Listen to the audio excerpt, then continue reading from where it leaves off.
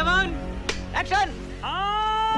कांग्रेस के उम्मीदवार हैं सामने जो आपसे लड़ेंगे, अजय राय जी, और इसीलिए आलोक जी आपके पास आते हुए जिस घाट पे आप बैठे हैं इसका कायाकल्प तो यहाँ पर जब जनता ने उनको चुना है सांसद उसके बाद ही हुआ है।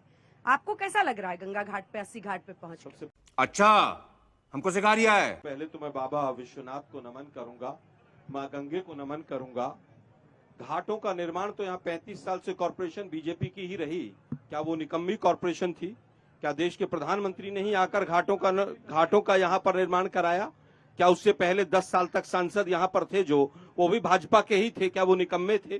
बात यह है कि देश के प्रधानमंत्री जब से यहाँ से बने हैं सांसद, बनारस को क्या मिला?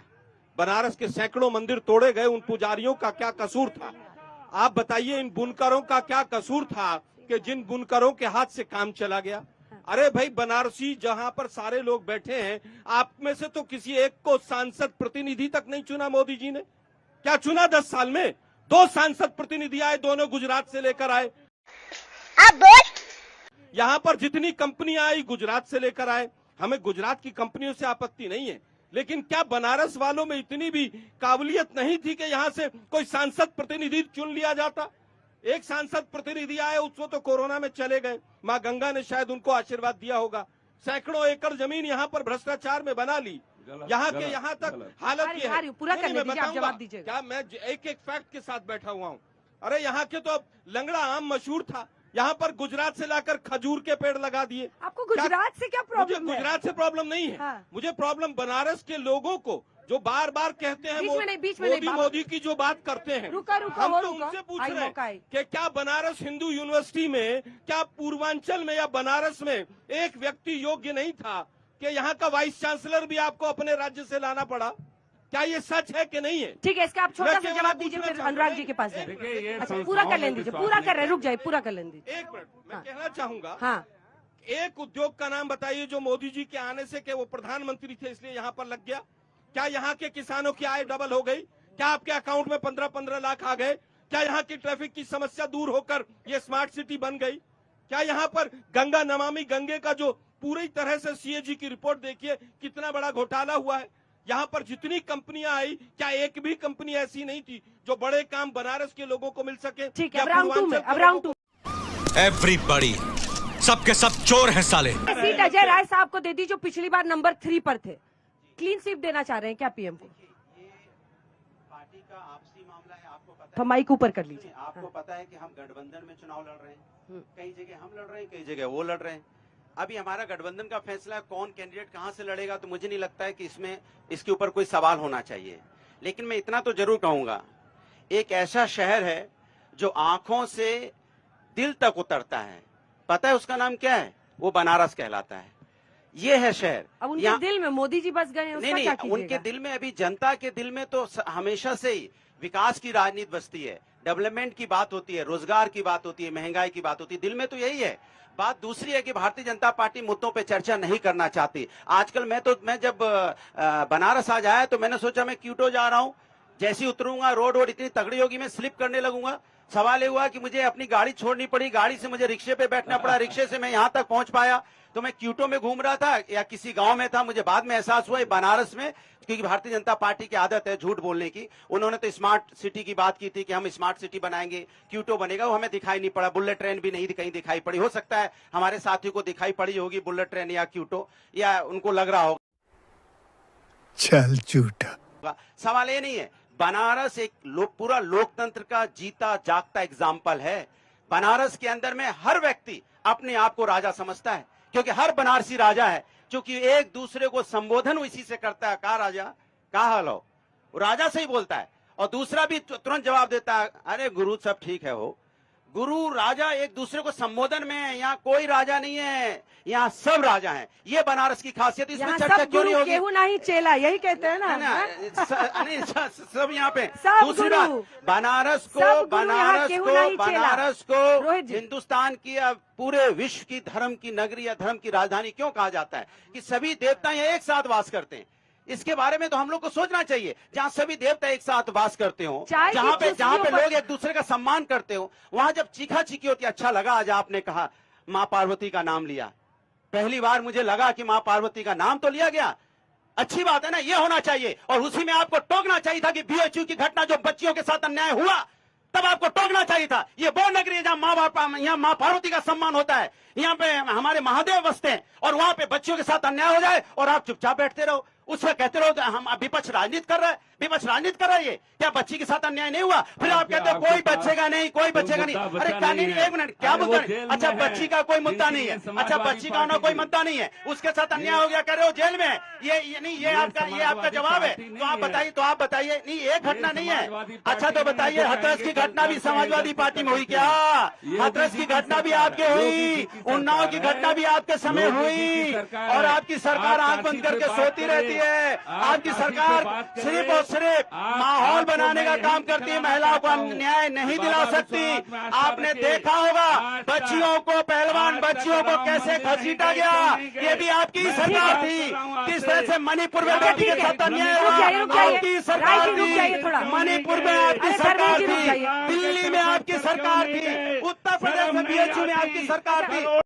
अरे बाप रे, ये तो धोती खोल रहा है। मुझे लगता है कि अगर नशा पिछले 10 साल में सबसे ज्यादा बढ़ा है, और वो ज्यादा बढ़ा है, और बनारस में भी उसका असर आया है, तो उसमें अगर उन्मूलन की बात की जाए तो मुझे नहीं लगता कोई दिक्कत है। अब बात करता हूं मैं, सुनिए ना, अगर इतना, अरे भाई मैं आपको अगर नशा चाहिए तो मैं दिलवा दूंगा आपको। अरे सर ऐसे मत बात कीजिए सर, जनता से प्लीज, जनता से मत बात कीजिए, बीच में मत बोलिए। अंजना जी, नशे की समस्या है, और नशे की समस्या का उन्मूलन होना चाहिए। हजारों लाखों आप कहाँ से नशा दिला देते हैं? मैं कह रहा हूँ यहाँ पर आपको जो चाहिए सब कुछ अवेलेबल है। क्या क्या कि जो चाहिएगा वो अवेलेबल है। मैं नशा नहीं करता हूँ, लेकिन अगर आपको चाहिएगा तो मैं अवेलेबल करा दूंगा। बात कर रहे हैं सर? अगर कोई नशों की समस्या है तो वो दूर होनी चाहिए। अगर अडानी के पोर्ट से नशा बिक रहा है तो वो सवाल उठना चाहिए। आप जितनी भी तमाम चीजें हैं, एक मिनट मैं फिर कहता हूँ कि नशे की अगर समस्या है तो वो दूर होनी चाहिए।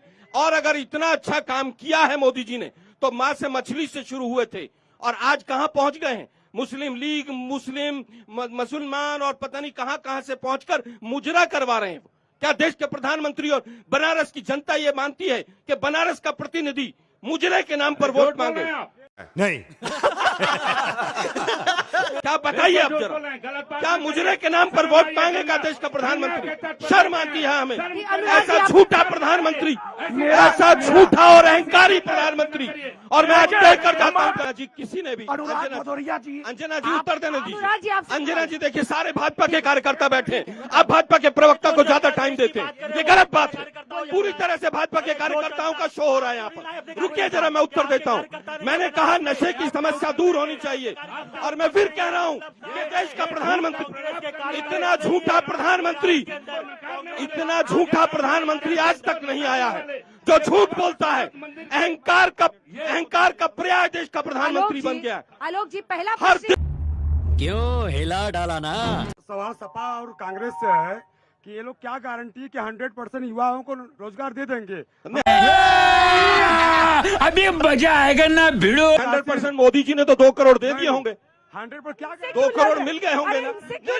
आप विपक्ष से 10 साल जो सरकार रही उससे सवाल नहीं पूछते हैं लोग। आपका नाम क्या है? दिक्कत ये कुमार पांडे, हम काशी हिंदू विश्वविद्यालय में छात्र रह चुके हैं। यहाँ छात्र रह चुके, अभी क्या करते हैं? बीजेपी के कार्यकर्ता हैं क्या? ये कार्यकर्ता नहीं, हम युवा हैं। हम ठीक है सर। रोजगार के लिए कांग्रेस ने 2003 से 10 साल से जो प्रधानमंत्री झूठ बोल रहे हैं कि 2 करोड़ रोजगार मिलेंगे, उनसे पूछने की हिम्मत नहीं है। आलोक जी, गजब है भाई। आलोक जी क्यों गुस्सा कर रहे हैं? नहीं, गुस्से की बात नहीं अरे है। इनको तो बोल मैं 10 राज्यों से आया हूँ, केवल भाजपा के कार्यकर्ता नारे लगाते हैं। देश की जनता 4 तारीख को देश के प्रधानमंत्री को बदल देगी।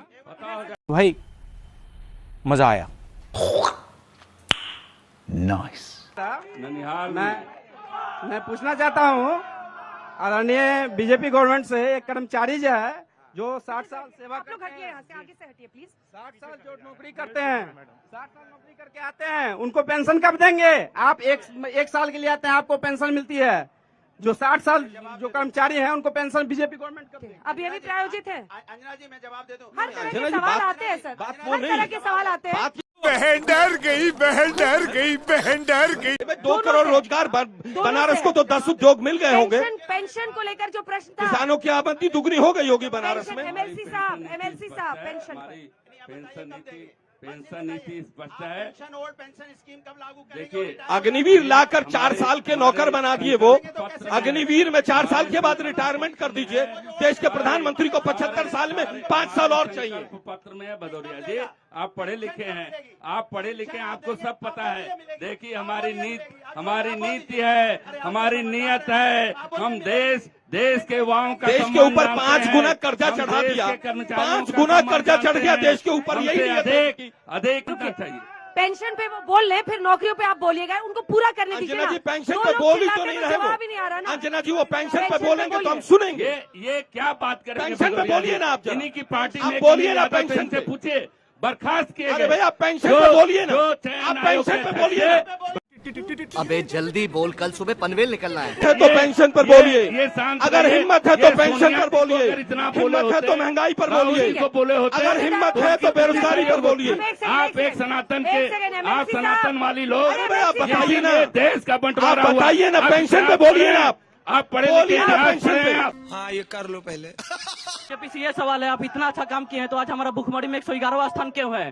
पर कैपिटा जीडीपी में 141 नंबर पे हम क्यों है? बोलना भी हूँ क्या करिए बोल। यहाँ देखिए आप लोग, कि बहुत हुई मुद्दों महंगाई पर की मार बात अब की करिए। बार उनकी सरकार, बहुत हुई बेरोजगारी की मार अब की बार उनकी सरकार, बहुत हुई महिलाओं पर अत्याचार अब की बार उनकी सरकार। और उसके बाद क्या किया कि बेरोजगारी हाईएस्ट है, महंगाई हाईएस्ट है। हाथरस जैसी घटना होती है, रात को 2 बजे मिट्टी का तेल जलाकर बेटी को जला दिया जाता है।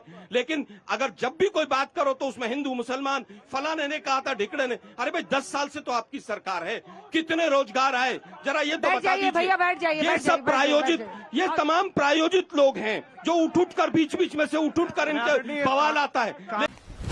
Emotional damn it। कि जिस देश के यशस्वी प्रधानमंत्री ने पूरे भारत वर्ष के व्यक्तियों को अपना परिवार मान लिया हो और वो प्रतिनिधि चुनने की बात कर रहे हैं। इनको अब देख तू, अब तू गया बेटा, अब तू गया, देख तेरी औकात मैं दिखाता हूँ। क्योंकि मैं बहुत दिनों से तेरा बहुत दिनों से खेल बंद करने के चक्कर में था। परिवार का आदमी मुजरे की बात नहीं करता है। परिवार का आदमी मुजरे के नाम पर वोट नहीं मांगता है। परिवार का आदमी अपनी बेटियों को बचाता है। परिवार का आदमी कभी भी कुलदीप सेंगर जैसे और ब्रजभूषण शरण जी जैसे लोगों को बचाता नहीं है। परिवार की भी बात करेंगे वो मोदी जी, छाछ तो बोले ही बोले, छलनी भी बोले। कंबोडिया क्या जाते हैं? परिवार का आदमी कभी मंगलसूत्र की बात नहीं करता है कि दूसरी पार्टी मंगलसूत्र छीन ले जाएगी। अनुराग जी बोले, फिर आप जवाब दीजिएगा। अनुराग जी, देखिए इन्होंने बोला मेरे देश की ये भी बोल रहे थे कि आप लोग कैसे पूरी बेरोजगारी देश में खत्म जवाब दे रहे करेंगे। कह रहे हैं देश की इकोनॉमी 5 ट्रिलियन हो गई। अब देश की इकोनॉमी 5 ट्रिलियन हो गई और आपने 80 करोड़ लोगों को लाइन में लगा दिया। 5 किलो चावल 5 किलो आटा में आपने उनको पैरों पे क्यों नहीं खड़ा करते? रोजगार क्यों नहीं देते? और वो देखिए जो रोजगार की बात कर रहे हैं उनको ही कह रहे हैं बाहर के। अच्छा बच्चा, बनारस में जो लोग महंगाई रोजगार पे यूथ चर्चा उठा रहा है, एक मिनट मैं आपको, फिर आप बोलीजिएगा प्लीज। नहीं, मैं कह रहा हूँ जो यूथ यहाँ पे बात कर रहे हैं महंगाई बेरोजगारी की, उनको आप बताते रहो बाहर का है। तो आप 4 लोग जो लेके आए, ये 4 लोग नहीं है, ये हजारों लोग जो खड़े हैं, ये महंगाई बेरोजगार की बात करना चाहते हैं। मेरे साथ बोले हर ये देखिए, ये रोजगार है, इस रोजगार की बात कर रहा हूं मैं, जो आप नहीं सुनना चाह रहे हो। आप सिर्फ बढ़ाई सुनना चाहते हो सरकार की। तो कब हम लोग कर देते हैं बीजेपी की बढ़ाई करते? बताओ क्या क्या बोलिए, बताइए क्या क्या बोलते, बताइए। बढ़ाई कर दो, बढ़ाई कर देते, बोलो क्या क्या बोलते, बताइए, बताओ। नहीं क्या क्या बोलते आप? गजब बेइज्जती है। खत्म, bye bye, tata, good bye, गया।